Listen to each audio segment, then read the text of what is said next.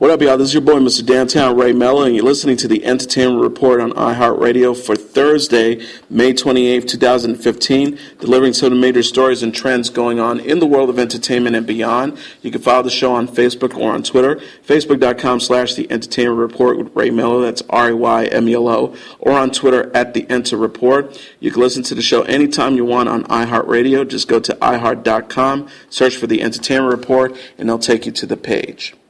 Comedian Tracy Morgan has reached a settlement with Walmart in his lawsuit against a retail giant revolving around an accident in New Jersey which left Morgan severely injured and another man dead. Walmart announced a settlement on its website Wednesday, saying that the conditions of the settlement are confidential. Morgan explained that the case was, quote, resolved amicably in a statement. Morgan said, Walmart did right by me and my family and for my associates and their families. I am grateful that the case was resolved amicably. In his own statement, Walmart U.S. President CEO Greg Foran said that his company, quote, has been committed to doing what's right in the process. He also added, our thoughts continue to go out to everyone that was involved in the accident. While we know there is nothing that can change what happened, Walmart has been committed to doing what's right to help ensure that the well-being of all of those who were impacted by the accident. We work closely with Morgan's lawyer, Benedict P. Morelli, and we are pleased to reach an amicable settlement that ends this litigation. We are deeply sorry that one of our trucks was involved. The accident occurred on the New Jersey Turnpike in June 2014 when a Walmart truck driven by Kevin Roper struck a vehicle carrying Morgan and others. The suit filed in July 2014 alleged that Walmart, quote, knew or should have known that driver Kevin Roper had been awake, quote, for more than 24 consecutive hours ahead of the accident, violating Federal Motor Carrier Safety Administration regulations. Morgan's complaint also alleged that the retail company, quote, had a custom and practice of recklessly and intentionally allowing its drivers to drive for prolonged and unreasonable periods of time. Ardley Fuqua and Jeffrey Melania, who were also additional plaintiffs in the suit, were also included in the settlement, Walmart said. In addition to Morgan's injuries, the crash killed comedian James McNair. Roper, who was charged with death by auto and 4 counts of assault by auto, had attempted to delay Morgan's lawsuit, arguing that evidence brought to light in Morgan's civil case would be harmful to the driver's criminal case in relation to the crash. However, he was denied. Roper has pleaded not guilty in this case. Academy Award winner Tilda Swinton is in talks to star opposite Benedict Cumberbatch in Marvel's Doctor Strange, the Rap has learned. The role up for grabs is of the Ancient One, a Tibetan sage who serves as mentor for Cumberbatch's Dr. Stephen Strange. The character is male in the comic book universe, but at present it's unclear if Swinton would play the part as such.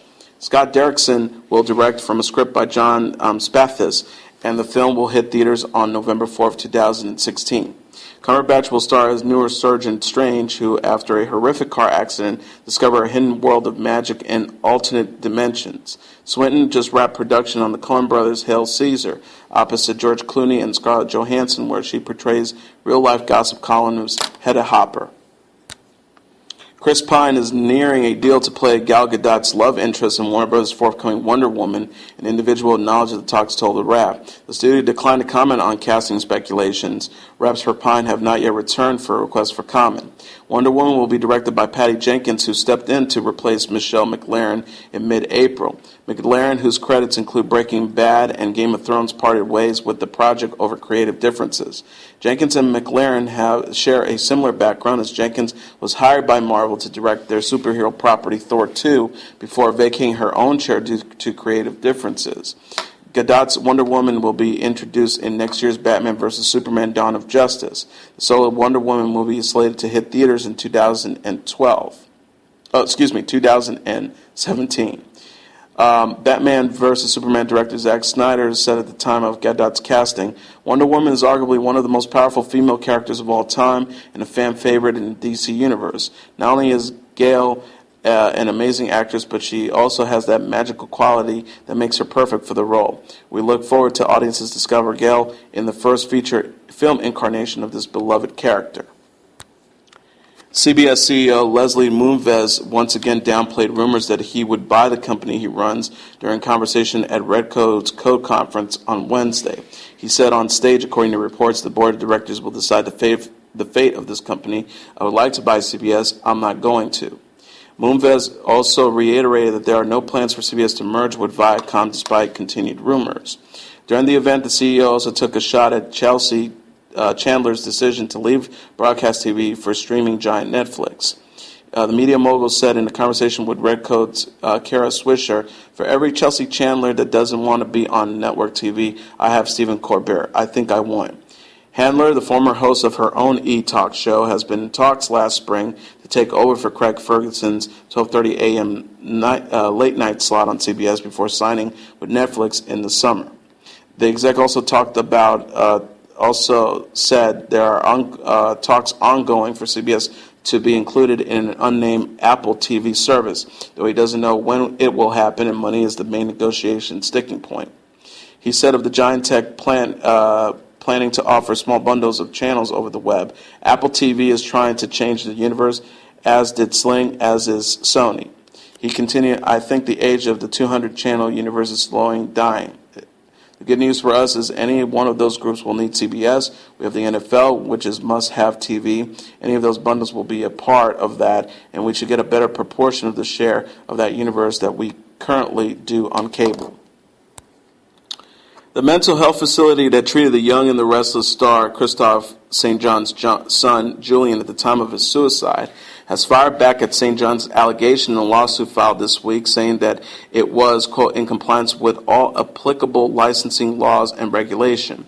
In a statement provided to the RAP, the La Casa Mental Health Rehabilitation Center in Long Beach, California, said that the Los Angeles Department of Mental Health determined that the La Casa's treatment of Julian St. John was, quote, reasonable and in lines of clinical procedures given his medical condition.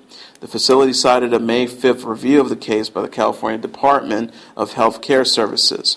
The facility statement begins, "The staff and management of the La Casa Mental Health Rehabilitation Center wants to express their deepest sympathies to the family of Julian St. John following his tragic suicide in November 2014.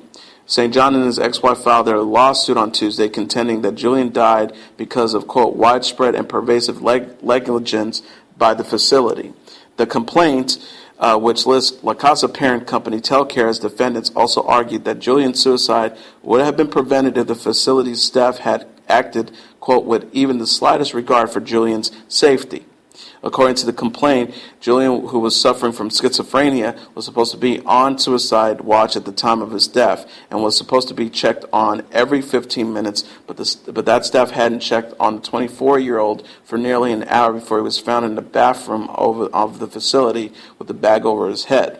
The lawsuit also raises questions about when the facility called 911. According to St. John, the facility claims to have called 911 a minute after Julian was found, but that emergency responders records how they had been contacted by the facility until nearly half an hour after that. The facility is also accusing of falsifying documents to cover up its alleged negligence, including multiple false reports making it seem that Julian had checked out on more often than he actually was on the day of his death.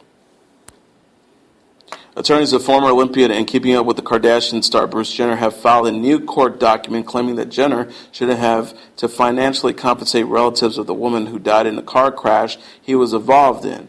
In answer to a lawsuit filed by Dana Redman and William Howe, the stepchildren of Kim Howe, the attorney contended that Redman and Howe were not financially dependent on Howe and thus are not entitled to damages. The answer reads, these two plaintiffs are financially independent, successful adult stepchildren, ages 57 and 60, who have lived out of state in Maine and New York for decades and who are not financially dependent on the descent for the necessities of life.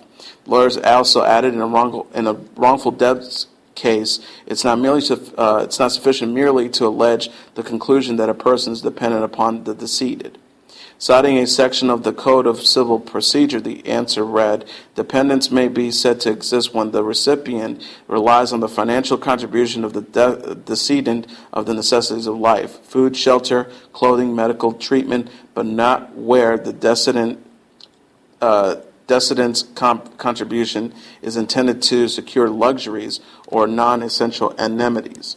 In their lawsuit filed a month ago, Howe and Redman alleged that Jenner was quote, careless and negligent in the crash, which occurred in Malibu, California in February. Their suit alleges that Jenner's vehicle hit Howe's car, pushing it into oncoming traffic. According to the suit, Howe's death caused plaintiffs to suffer enormous damages and losses. Howe and Redmond also seek unspecific damages. Taking the stage after about 15 minutes after the death of Dennis Sheehan, their tour manager for more than 30 years, members of U2 turned Wednesday night's concert at the Forum in Los Angeles into a tribute to the man they called a member of their family. Sheehan passed away early Wednesday morning in his room at the Sunset Marquis Hotel following the band's first concert at the Forum on Tuesday night. He had been working for the band since 1983, said Bono after the first few songs in the Forum show. The singer said, "Last night we lost a member of our family, Dennis Sheehan, love, as we all do, the city of Los Angeles. He came to the city as a young man in the 70s working for Led Zeppelin. He always thought that maybe we could be the next Led Zeppelin, which, of course, is impossible." Laughing, Bono told of a birthday party for Sheehan at which the members of U2 showed up dressed as the members of Led Zeppelin. He said the biggest problem was that I couldn't quite fill Robert Plant's pants, but who could? He then added, a lot of U2 songs were written to fill a void, an absence, a hole in the heart left by a loved one, and introduced Iris, Hold Me Close, a song about his mother. But the biggest tribute to Sheehan came at the end of the night before the group's final song. Bono told of a show they performed in Denver in 1983 on the first tour of which Sheehan worked for them. They ended that show with the song 40, which at most shows caused the crowd to sing the chorus, "How long to sing your song?" after the band left the stage. That night, though, Bono said nobody sang until the band heard a single voice, Sheehan's, writing out, "Dennis was the only person singing, but he got the whole crowd to sing along," he said. U2 then ended their show with 40 for the first time on this tour and for the first time in years. As the music began, Bono shouted, "We dedicate the song. In fact, we dedicate this night. In fact, we dedicate the whole tour to the memory of Dennis Sheehan."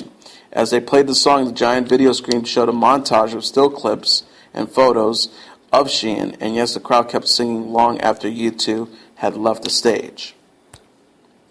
The witches of Disney's 1993 cult comedy Hocus Pocus are making a much-deserved comeback, but don't expect to see them on screen just yet. The Sanderson trio of Winifred, Mary, and Sarah are joining the list of Disney villains who will haunt Mickey's not-so-scary Halloween party at Disney World this fall. Hocus Pocus Villain Spectacular, running September 15th through November 1st, features appearances by the ever-nefarious Jafar, Magnificent, and Cruella de Vil. With the help of dancers, projections, and special effects, the Twisted Sisters are organizing a night of tricks and fun at the Magic Kingdom.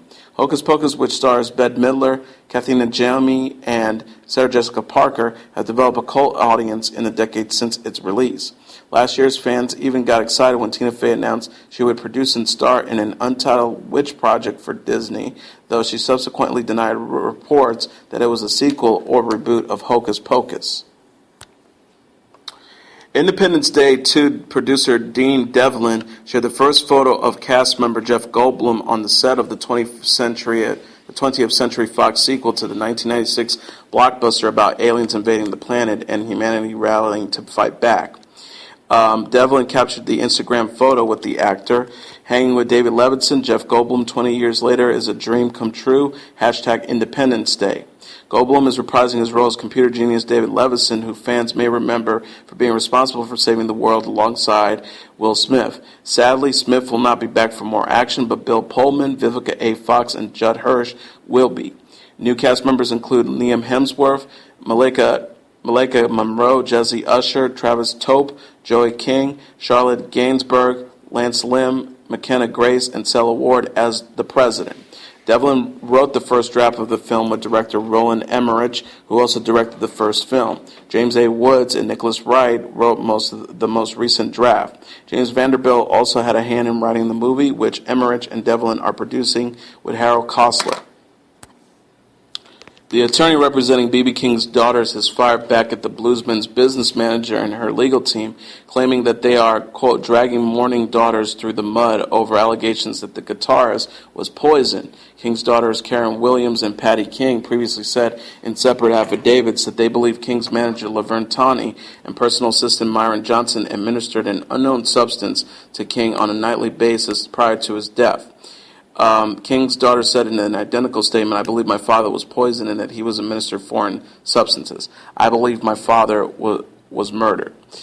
Brenton Bryson, a lawyer for the estate, previously said Tuesday the allegations are baseless and unfounded and are unsupported in reality. Ms. Tony did everything she could to carry out the wishes of Mr. King while he was alive and continued to carry out Mr. King's wishes after his death.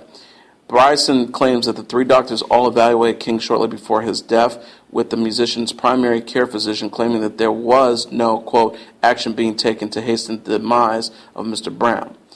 Larissa Droverhazer, the attorney for Williams and Patty King, wrote a new statement to Rolling Stones. Carrie and Patty have nothing to gain financially by getting the truth on how their father died. Nothing. Mr. Bryson is unnecessarily dragging mourning daughters through the mud for no apparent reason. She also added not even one family member was allowed to see BB for a week prior to his death, not even his friends. That really hurt and angered Karen and Patty deeply. Miss Tony kept BB's family from him, and he died without one family member by his side. This is what we raise reasonable suspicion as to his death, cause of death for Patty and Karen. My clients just want answers. King's death was listed as multi-infract dementia, a series of small strokes caused by the singer's battle with type 2 diabetes. John Ferndenberg, the coroner for Clark County, Nevada, told CNN that there was, quote, no evidence to substantiate the poisoning allegations, but the full results of King's autopsy will not be available for 6 to 8 weeks. Bryson claims that King was constantly being monitored, so such conduct would have been observed by a neutral party. Academy Award-winning actress Tatum O'Neal decided to speak out publicly about a recent string of same-sex relationships. O'Neal told People in a new interview featuring in this week's issue, "I like women. I definitely have been dating mostly women recently. But the mother of three, who's 51, would rather not subscribe to a label of being gay or straight. She said, I'm not one or the other." O'Neal, the daughter of actor Ryan O'Neal, who won a Best Actress in a Supporting Role Academy Award in 1974 for her performance in Paper Moon. The actress is also known for starring in The Bad News Bears and Little Darlings, divorced tennis champion John McEnroe, the father of her children, in 1992. O'Neal continued, "I think women are the most amazing creatures on earth. They're gentle and also more intelligent than the men that I've met recently. I don't have a steady right now, but I look forward to it." O'Neal is the latest actress to be so open about her sexuality as gay marriage gains momentum in a number of states across the country. In 2013, Maria Bello revealed a same-sex relationship in a New York Times essay arguing for a broader definition of sexuality and love that what currently passes for social norms.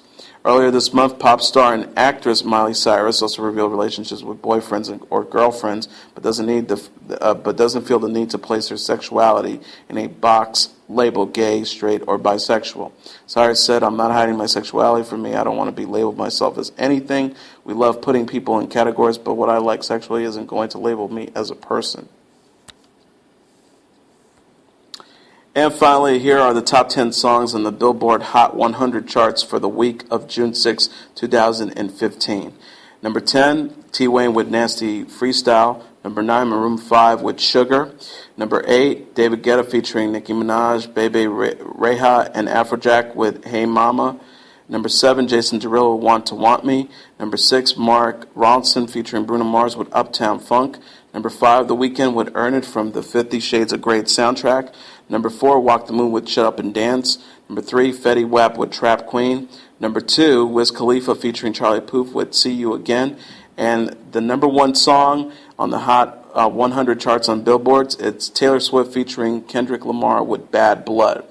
And you're listening to the Entertainment Report for Thursday, May 28, 2015. I'm your host, Mr. Downtown Ray Melo. I'll be back tomorrow to wrap up the week, delivering some of the major stories and trends going on in the world of entertainment and beyond. You can follow the show on Facebook or on Twitter, facebook.com/The Entertainment Report with Ray Melo. That's RAYMELO. Or on Twitter @The Enter Report. You can listen to this episode or any previous episodes of the Entertainment Report on iHeartRadio. Just go to iHeart.com or any of the apps. Search for the Entertainment Report, and it'll take you to our page. Good night, and God bless you all. Bye.